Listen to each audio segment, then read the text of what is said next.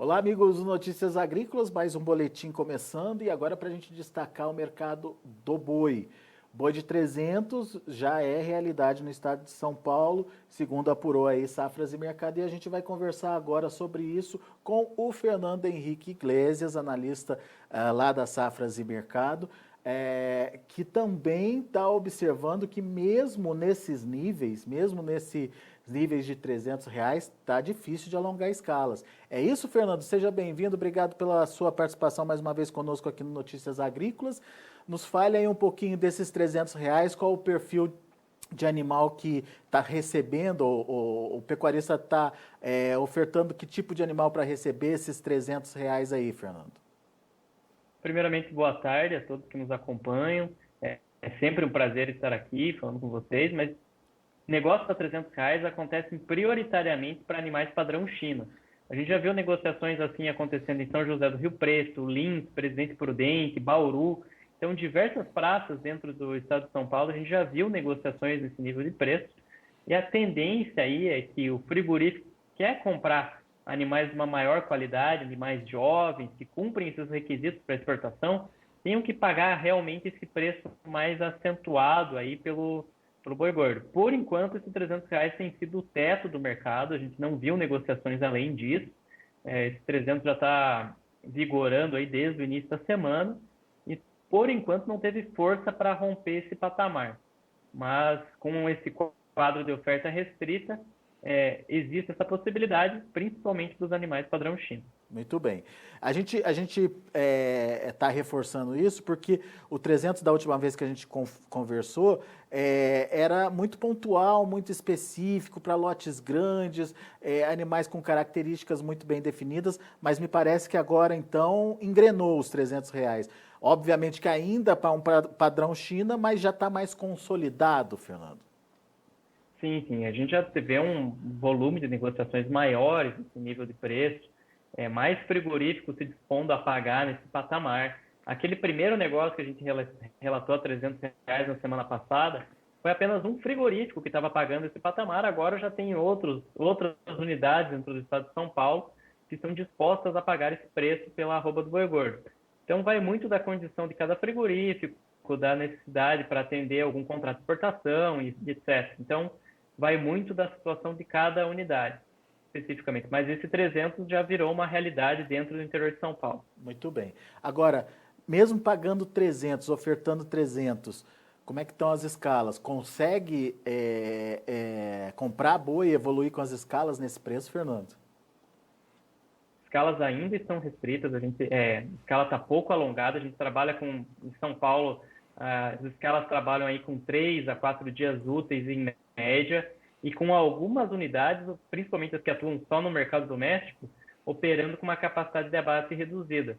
Tem casos de frigoríficos em São Paulo que abatem 700, 750 cabeças por dia, e no caso agora estão optando por abater 450, 350 cabeças, dependendo da capacidade de compra e assim por diante. Então, não está uma escala cheia, não é uma escala farta, e muito em função dessa escassez de matéria-prima que a gente vê desde o início do ano, que leva a essa dificuldade aí para alongar essa escala de abate. O frigorífico não vai conseguir, vai ter muito até meados de março, não vai conseguir dar um avanço satisfatório para essas escalas. Vai ser muito difícil superar esses 4 dias úteis de escala aí até uma entrada mais robusta de animais de safra do mercado. Não tem boi, então? Não, ainda não temos ofertas significativas e isso não é válido apenas para o estado de São Paulo. Tá? A gente vê um quadro de oferta restrita no Goiás, no Mato Grosso, Mato Grosso do Sul. Centro-Sul, de uma maneira geral, convive com um cenário de oferta e, como eu falei, não vai ter boi de pasto tão cedo nesse ano de 2021. Lá para meados de março, tem sempre aquela questão de como a pastagem apresenta uma boa qualidade nesse período do ano, o pecuarista tem uma maior capacidade de retenção. Ele pode segurar o boi dele do pasto. Se ele vê algum movimento de pressão, ele tem uma capacidade de barganha maior. Ele não tem essa necessidade de vender aí de uma maneira tão imediatista. Ele tem um poder de estratégia maior nesse tipo de cenário. Muito bem. Fernando, então a gente já entendeu que esse boi é o boi China, é o boi de 300 é o boi China. E o boi comum, o boi que atende o frigorífico interno, ele também continua firme? Muito valorizado. Negócios em São Paulo acima de R$ 290 para animais destinados ao mercado doméstico.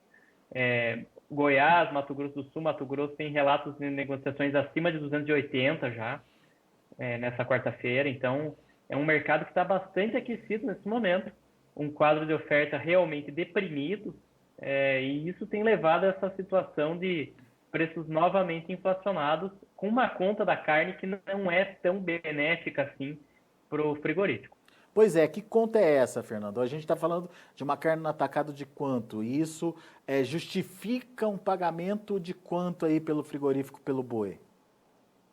O corte traseiro ele está próximo dos R$ 21 novamente, está próximo daquela máxima histórica que a gente tinha observado no ano passado, e isso é um fator que tem preocupado os consumidores de uma maneira geral. Torna-se mais difícil o consumo de carne bovina, ela está realmente em um patamar muito proibitivo. A gente trabalha com boi casado aí entre R$ 18 a R$ 18,50, tá? E a equivalência da carne, somando todos os valores, pega R$ 278 em média, e o que realmente o frigorífico paga isso para São Paulo, né?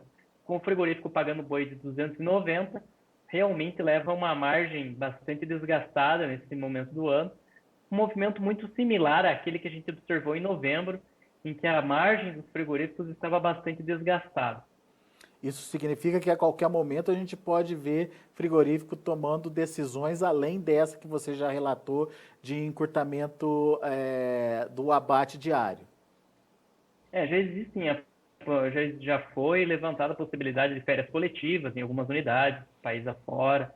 Já existe essa perspectiva de trabalhar com uma capacidade de abate menor e realmente existe essa necessidade dentro de algumas unidades frigoríficas justamente para mitigar esse efeito do encarecimento da matéria-prima.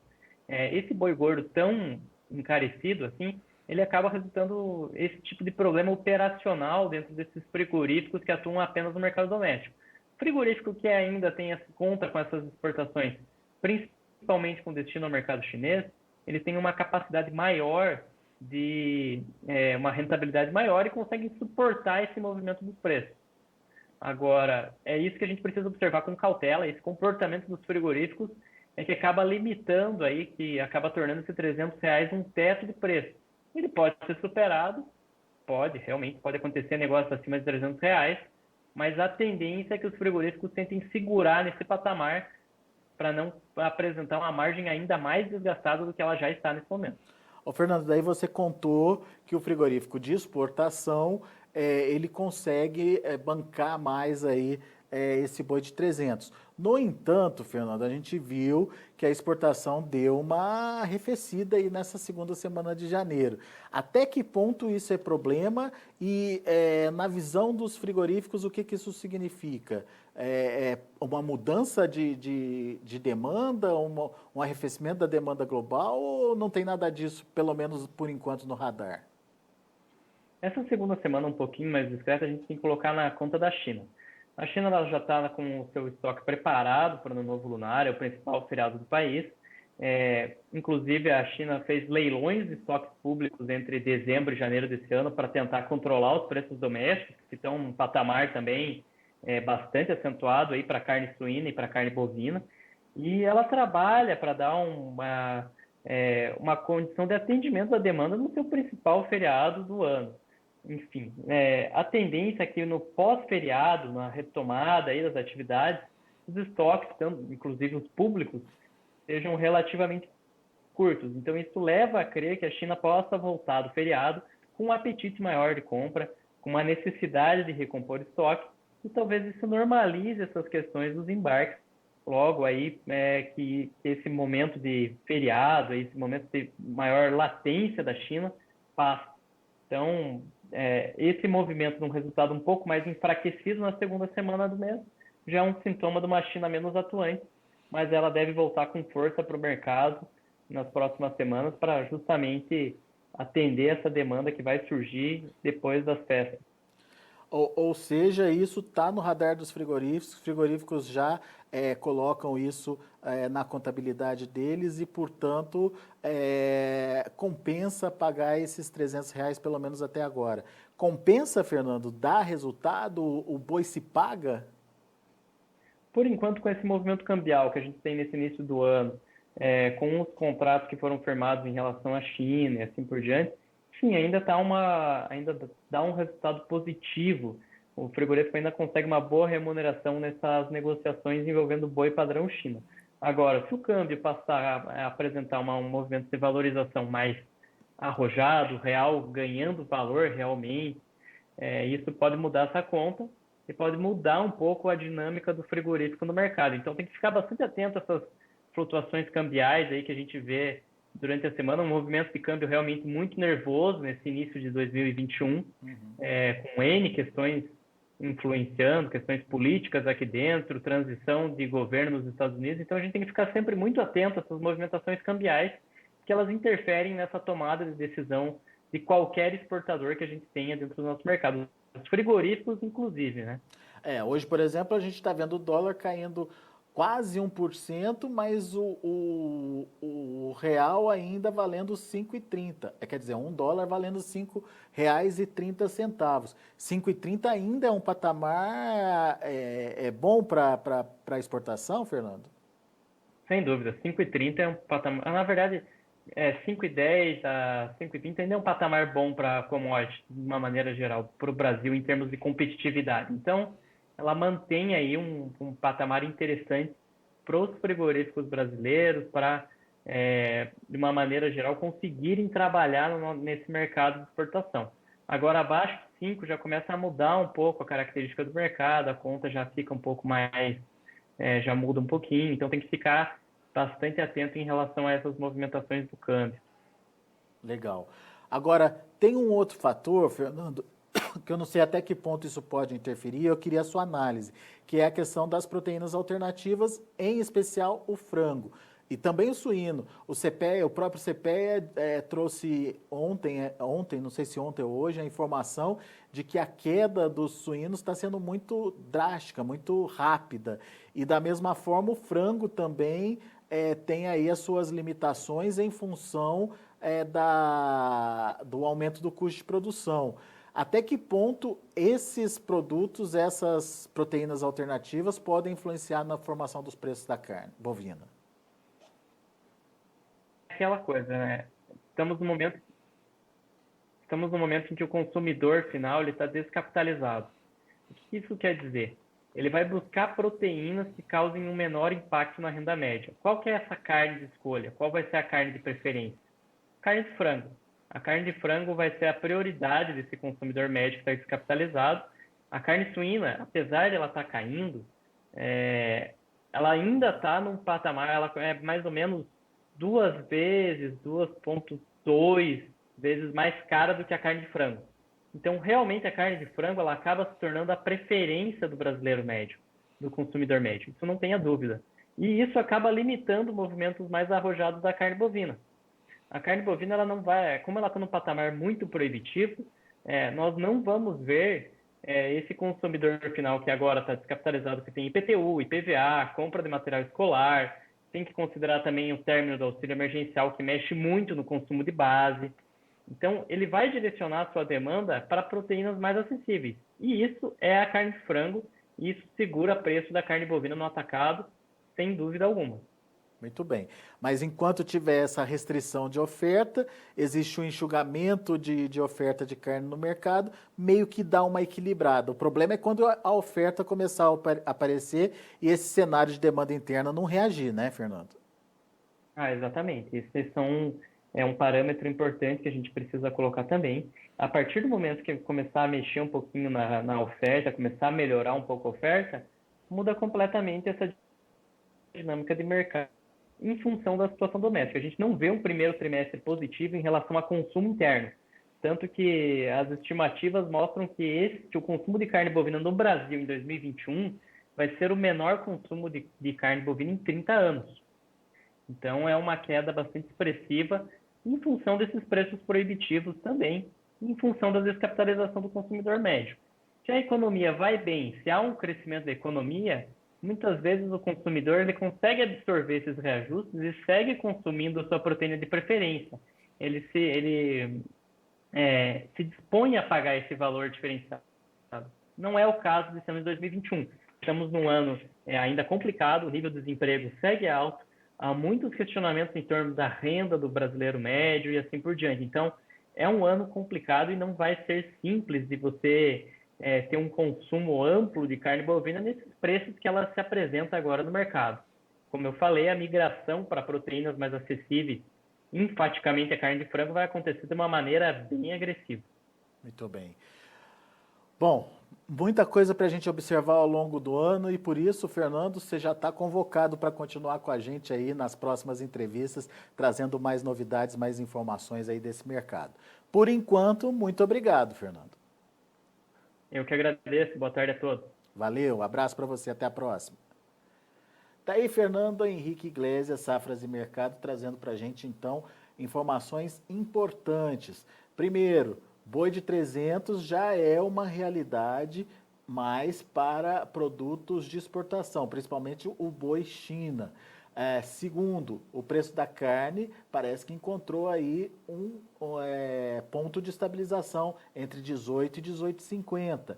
E isso impede que os frigoríficos de mercado interno possam pagar mais pela arroba. Nas contas do Fernando, o frigorífico que compra hoje um animal de R$ 290, que é em média o preço do boi comum que está sendo praticado no mercado em São Paulo, está tendo aí um prejuízo de quase 15 reais aí, porque teoricamente nas contas simples, né, obviamente, de um frigorífico, um boi ideal para empatar aí a sua receita seria em torno de R$ 275, R$ 278 reais.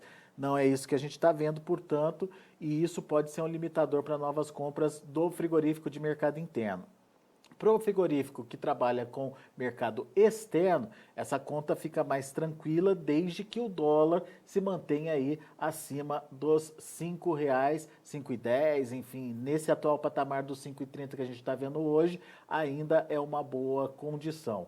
E as exportações tendem a continuar sim. Segundo o Fernando, não é para se preocupar com essa queda da segunda semana, essa queda nas exportações da segunda semana verificada pelo SESEX, divulgada pelo SESEX no início dessa semana, porque isso já reflete uma China mais desacelerada em função do feriado que tem lá, o feriado lunar, enfim, um feriado que realmente faz com que a China pare de demandar por um período. Mas assim que esse feriado terminar, a China volta com tudo ao mercado, porque o preço interno da carne deles ainda está muito elevado e, portanto, ele depende da importação aí para provocar um equilíbrio aí nesses preços internos das proteínas animais negociadas lá na China. Bom, enfim, esse é o resumo da conversa com o Fernando Henrique Iglesias, mas o que eu queria mostrar para vocês agora é como estão as cotações no mercado futuro, lá na B3. De olho na tela, você observa comigo que temos um mercado misto hoje, o janeiro subindo muito pouquinho, 0,02%, praticamente igual ontem, R$ 295,45. Fevereiro também caindo muito pouquinho, 0,03% a R$ 295,30. O março estável nos R$ 288 e o maio R$ 282,90, uma queda de 0,61%. Maio tradicionalmente tem aquele aumento de oferta que é quando as pastagens começam a ficar mais prejudicadas pelo frio. E o indicador CPEA fechou ontem a R$ 292,35, com alta de 0,91%.